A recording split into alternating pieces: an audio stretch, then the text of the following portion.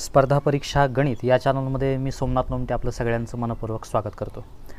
पाठीमागल्या भागामध्ये आपण पोलीस भरतीमध्ये विचारलेल्या प्रश्नांचा आढावा घेतला होता। त्यामध्ये शेवटचा एक प्रश्न सोडवण्यासाठी दिला होता, तोच आपण सुरुवातीला घेऊयात। तत्पूर्वी आतापर्यंत जर चॅनलला चसबस्क्राइब केलं नसेल तर चॅनलला नक्की सबस्क्राइब करा। व्हिडिओ जर आवडत असेल तर तो जास्तीत जास्त शेअर करा व नक्की एक लाईक करा।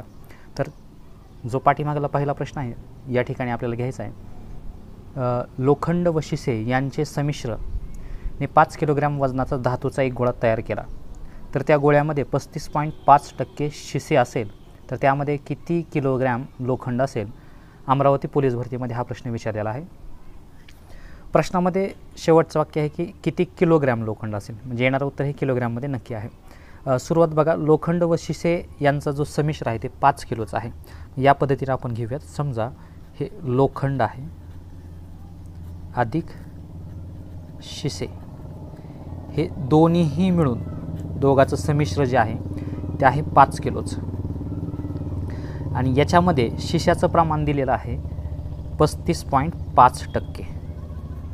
याचा अर्थ लोखंड आणि शिसे हे दोन्ही मिळून 100% असेल। त्याच्यामध्ये 35.5% जर शिसे असेल तर 100मधून 35.5% गेले, याचा अर्थ 64.5% हे काय असेल, लोखंड असेल।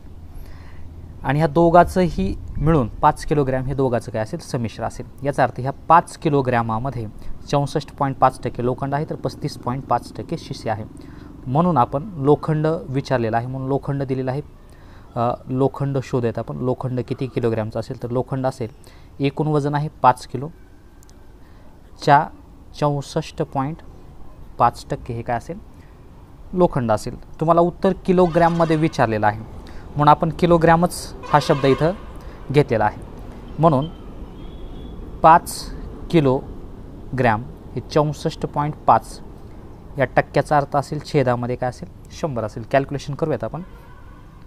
सुरुवातीला दशांश चिन्हाच्या पुढे एक घर आहे तर एक शून्य आपण खालच्या बाजूला वाढवून दशांश चिन्ह आपण काढून घेऊयात। म्हणून 5 गुणिले या पद्धतीनं एक शून्य खालच्या बाजूला वाढवून घेऊयात। या पद्धतीने गणित सोडवूयात। आता 5 वरचा गुणाकार करून घेऊयात।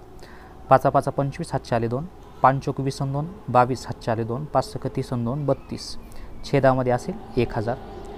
याचा भागाकार करणं खूप सोपं आहे। ज्यावेळेस छेदामध्ये 10 100 1000 अशा संख्या असतील त्यावेळेस अंश हेच काय असेल, उत्तर असेल। म्हणून 3225 जसं आहे तसं छेदामध्ये 3 शून्य आहे तर 3 घरं सोडून दशांश येईल आणि येणारं उत्तर हे कशामध्ये असेल, किलोग्रॅममध्ये असेल। म्हणून प्रश्नामध्ये आपल्याला विचारलं आहे की त्यामध्ये किती किलोग्रॅम लोखंड असेल। त्यांनी जर ग्रॅम विचारलं असतं तर 3225 आलं असतं, त्यांनी विचारलं किलोग्रॅम म्हणून उत्तर असेल 3.225 एवढं काय असेल त्याच्यामध्ये लोखंड असेल। म्हणून पर्याय क्रमांक 4 हा काय असेल, योग्य असेल। याच पुढचा प्रश्न आपण कंटिन्यू करूयात। पुढचा प्रश्न आहे, राम एका शालेय वर्षात 198 दिवस उपस्थित होता। त्याची वर्षातील उपस्थिती 90% असल्यास शाळा व त्या वर्षी किती दिवस भरली असेल। शाळा त्या वर्षी किती दिवस भरली असेल, SRPF पुणे 2018ला प्रश्न पडलेला आहे। आता शालेय वर्षातली त्याची 90% उपस्थिती आहे आणि राम शालेय वर्षामध्ये 198 दिवस उपस्थित आहे। म्हणजे याचा अर्थ जर शालेय वर्ष जर हे असेल पूर्ण, हे झालं शालेय वर्ष, तर शालेय वर्षामध्ये 90%च तो काय आहे, उपस्थित आहे। जर हे ऑलरेडी 100% आहे समजा त्यापैकी 90% उपस्थिती नाही, ती 90% याचा अर्थ तो किती दिवस उपस्थित आहे, 198 दिवस उपस्थित आहे। तर आपल्याला शालेय वर्ष किती दिवसाचं म्हणजे ते 100% म्हणजे किती असेल असा प्रश्न असेल, ते शोधायचं। तर आपण त्रैराशिक पद्धतीनं सोडू शकतो। 90%चं म्हणजे 198 तर 100ला किती, म्हणून तिरकस गुणाकार 100 गुणिले 198 छेदामध्ये काय असेल, 90 असेल। म्हणून आपल्याला हे गणित सोडवावं लागेल। शून्याला शून्य कॅन्सल होईल, 9 2 18 बाकी एक उरले, 9 2 18 22 गुणिले 10 उत्तर असेल 220। उत्तर काय असेल, 220 पर्याय क्रमांक पहिला। म्हणून त्या वर्षी त्या शाळेचा जो दिवस आहे ते एकूण किती असतील, 220 असतील। याच पद्धतीने आपण पुढचा प्रश्न कंटिन्यू करूयात। पुढचा प्रश्न आहे, एक वस्तू छापील किमतीपेक्षा 10% कमी किमतीने खरेदी केली आणि छापील किमतीपेक्षा 10% जास्त किमतीस विकली तर या व्यवहारात फायदा किंवा तोटा किती होईल? पुणे पोलीस भरतीला प्रश्न पडलेला आहे। आता दोन पद्धतीने गणित सोडवता येईल. एक तर आपल्याला बेसिक मेथड सुरुवातीला सांगतो, त्याच्यानंतर शॉर्टकट या पद्धतीचा उपयोग करूयात आपण. एक वस्तू छापील किंमत, समजा आपण छापील किंमत वस्तूची घेऊयात. ही छापील किंमत 100 रुपये घेऊयात. तर त्यानं 10% छापील किमतीपेक्षा 10% कमी किमतीने खरेदी केली. छापील किमतीपेक्षा 10% कमी, 10% कमी, याचा अर्थ 10% म्हणजे 10 रुपये. याचा अर्थ 100मधून 10 गेले, उत्तर किती असेल? 90. ही त्याची काय असेल? खरेदी किंमत असेल. 90 काय असेल? खरेदी किंमत असेल. आणि छापील किमतीपेक्षा 10% जास्त किमतीस विकली. आता छापील किंमत जर 100 रुपये असेल आणि विक्री किंमत जर 10% जास्त असेल, 10% काय आहे? जास्त आहे. याचा अर्थ 100 आणि 10, 110 रुपये काय असेल? विक्री किंमत असेल. मग तुम्हाला विचारलं याच्यामध्ये काय होईल? फायदा किंवा तोटा किती होईल? तर बेसिक मेथड मला खरेदी किंमत 90 आहे आणि तुमची विक्री किंमत जर 110 असेल तर तुम्हाला अगोदर नफा काढावा लागेल. मग नफा बरोबर काय असेल? विक्री वजा खरेदी असेल. 110 वजा 90, याचा अर्थ नफा किती होईल?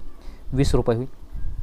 व शेकड्या नफ्याचं सूत्र असेल, आता नफा झाला म्हणून शेकडा नफा बरोबर असेल नफा भागिले खरेदी गुणिले 100. मग नफा झाला होता 20 रुपये आणि खरेदी किंमत होती 90 रुपये, गुणिले काय करावं लागेल? 100. तर या पद्धतीने गणित सोडूयात. 0ला 0 कॅन्सल, 100 दुणे 200 भागिले 9, हे त्याचं काय असेल? उत्तर असेल 200 भागिले 9. याचा अर्थ पर्यायामध्ये आपल्याला पॉईंटमध्ये उत्तर असेल 9 दुणे 18, बाकी 2 उरली, 9 दुणे 18, परत बाकी 2 उरली. याचा अर्थ 22.2 किंवा 22.22. हा काय असेल? आपला फायदा असेल, नफा झालेला आहे. म्हणजे काय असेल? नफा असेल 22.22. याचा अर्थ पर्याय क्रमांक काय येईल? 3 याचं काय असेल? उत्तर असेल. याच पद्धतीनं आपण आता हेच प्रश्न आपल्याला शॉर्टकटमध्ये सोडवायचा आहे. तर कसा सोडवाल? आता ज्यावेळेस 100 रुपये छापील किंमत आहे, तुम्ही 10%नं खरेदी किंमत कमी केली, 10%. याचा अर्थ खरेदी किंमत असेल 90 रुपये आणि विक्री किंमत असेल 110 रुपये, जी या पद्धतीने इथं मांडलेली आहे. याचा अर्थ खरेदीवर नफा किती झाला? 20 रुपयाचा झाला. याचा अर्थ 90 रुपयावरती 20 रुपयाचा काय झाला? नफा झाला आपल्याला. तर 100ला किती असेल? त्रैराशिकनं मांडून या पद्धतीने गणित सोडवता येईल. म्हणून 100 गुणिले 20 छेदामध्ये काय असेल? 90. 0 कॅन्सल, परत एकदा तेच 200 भागिले 9. याचा अर्थ उत्तर काय असेल?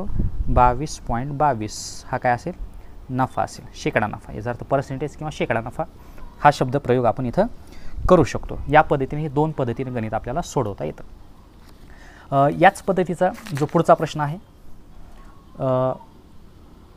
जर गव्हाची किंमत 25%ने वाढविली तर तेवढ्याच खर्चात गव्हाचा वापर किती टक्क्याने कमी करावा लागेल? आता 2-3 पद्धतीचे प्रश्न आपण एकाच शॉर्टकट मेथडमध्ये सोडवू शकतो. जसं की आता या पद्धतीनं विचारलं की गव्हाची किंमत 25%ने वाढवली किंवा अला ब पेक्षा एवढे गुण जास्त मिळालेत, अथवा चहा पावडरचा भाव 25%ने वाढला, घरात ती किती कमी वापरावी लागेल. सर्व प्रश्न या पद्धतीचे आपण एका ट्रिक्सने किंवा एका सूत्रामध्ये आपण सोडू शकतो. ते सूत्र या पद्धतीनं मांडायचं आहे की 100 गुणिले टक्के आणि छेदामध्ये असेल 100 अधिक किंवा वजा टक्के. हे अधिक किंवा वजा हा शब्दप्रयोग कशासाठी करतो मी? की हे कोणतं चिन्ह वापरायचं हे गणितावरती आपल्याला काय असेल? अवलंबून असेल.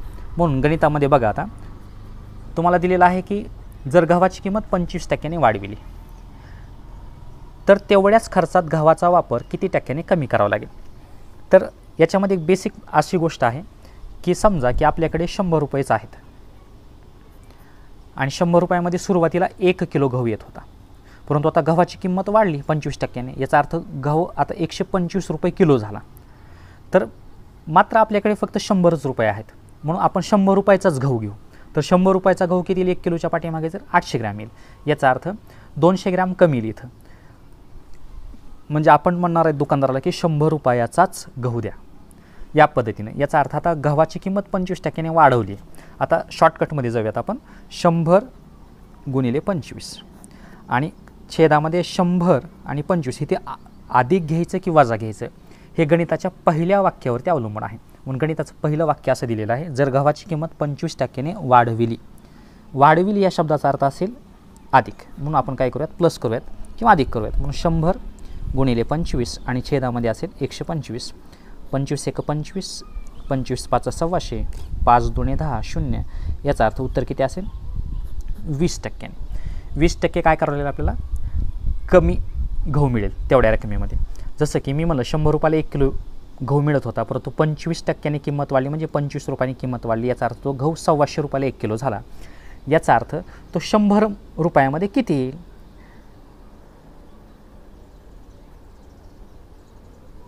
सुरुवातीला 125 रुपयाला 1000 ग्रॅम येत होता गहू 1 किलो, पण तो 100 रुपयात किती बसेल? याचा अर्थ 100 गुणिले 1000 भागिले 125. 25 चोक 100, 25 5 सव्वाशे, 5 दुणे 10, 200 गुणिले 4 म्हणजे 800 ग्रॅमच यायला आहे. तर याचा अर्थ सुरुवातीला 1000 ग्रॅम येत होता, आता 800 ग्रॅम येतो आहे.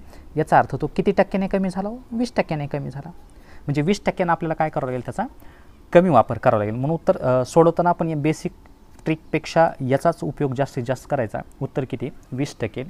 या पद्धतीचे प्रश्न पाठीमागल्या म्हणजे 2018च्या पोलीस भरतीमध्ये बऱ्याच जिल्ह्यामध्ये विचारलेले आहेत. त्याच पद्धतीचे 1-2 प्रश्न आपण पुढे कंटिन्यू करूयात. पुढचा प्रश्न आहे SRPF पुणे याला पडलेला. दुधाचा भाव 50%ने वाढला, घरात दूध किती टक्के कमी वापरावे म्हणजे खर्चात वाढ होणार नाही? अगदी त्याच पद्धतीचा प्रश्न आहे, म्हणून त्याच सूत्राचा उपयोग करायचा आपल्याला. 100 गुणिले पर्सेंटेज किंवा टक्के छेदामध्ये 100 अधिक किंवा वजा टक्के, या पद्धतीनं या सूत्राचा उपयोग करूयात. याचा अर्थ गणित सोडवताना आपल्याला पर्सेंटेज काय दिले होता? दुधाचा भाव 50%ने वाढला. हे 50ला 50 आणि वाढला हा शब्द आला, याचा अर्थ इथे काय असेल? अधिक 50 असेल. म्हणून 100 गुणिले 50 आणि छेदामध्ये किती असेल? 150. 50 1 50, 50 त्रिक 100 भागिले 3, म्हणून उत्तर असेल 100 भागिले 3. 33 पॉईंट काय असेल? 33.33% काय करावं लागेल आपल्याला? खर्चामध्ये किंवा वाढ होणार नाही याच्यासाठी आपल्याला दूधच कमी वापरावं लागेल. म्हणून पर्याय क्रमांक असेल याचं उत्तर 33.33, पर्याय क्रमांक 3. या पद्धतीने हा प्रश्न सोडवता येतो. अगदी याच पद्धतीचा पुढचा प्रश्न बघूयात आपण, जो की नगर पोलीस भरती 2018ला विचारला आहे. सुमितचा पगार अमितच्या पगारापेक्षा 25%ने जास्त आहे, तर अमितचा पगार सुमितपेक्षा किती टक्क्यांनी कमी आहे? हे सर्व प्रकारचे प्रश्न त्याच सूत्रामध्ये सोडवायचे आहेत. म्हणून परत एकदा आपण घेऊयात की 100 गुणिले टक्के आणि 100 अधिक वजा टक्के या पद्धतीने सोडवायचं आहे. दिलेल्या गणितामध्ये बघा 100 गुणिले पर्सेंटेज दिलेली आहे, पगाराचा 25%ने जास्त आहे. याचा अर्थ पहिल्या वाक्यामध्ये याचा अर्थ तुम्हाला प्लस करावं लागेल खाली. म्हणून 100 गुणिले 25 आणि छेदामध्ये 125. 25 1 25, 25 5 सव्वाशे, 5 दुणे 10, 20. याचा अर्थ उत्तर किती असेल? 20% काय असेल? अमितचा पगार सुमितपेक्षा कमी असेल. म्हणून पर्याय क्रमांक काय? उत्तर 3 येईल. या पद्धतीने हे प्रश्न आपल्याला काय करायचे आहेत? सोडवायचे आहेत. पुढचा प्रश्न बघूया त्याच्यामध्ये लगेच. 100 रुपये छापीलवर 10% सूट देऊनही 25% नफा होतो, तर त्या वस्तूची खरेदी किंमत किती? जळगाव पोलीस भरती 2018ला प्रश्न पडला आहे. आता 100 रुपयाचे काय आहे? छापील किमतीवर 10% सूट देऊनही त्याला किती? 25% काय होतो? नफा होतो. तर 2 पद्धतीनं गणित सोडवता येईल. सुरुवातीला बेसिक मेथड बघूयात लक्षात येण्यासाठी, की छापील किंमत दिलेली आहे. छापील किंमत 100 रुपये आहे. तर छापील किंमत जी दिलेली आहे त्याच्यावरती काय? 10% सूट दिली. आता 10% सूट, याचा अर्थ 100चे 10% 10 रुपये सूट. याचा अर्थ ती कितीला विकली असेल? 90 रुपयाला काय केली असेल? त्याची विक्री केली असेल. याचा अर्थ दुकानदाराला या ठिकाणी किती होतो? 25% नफा होतो.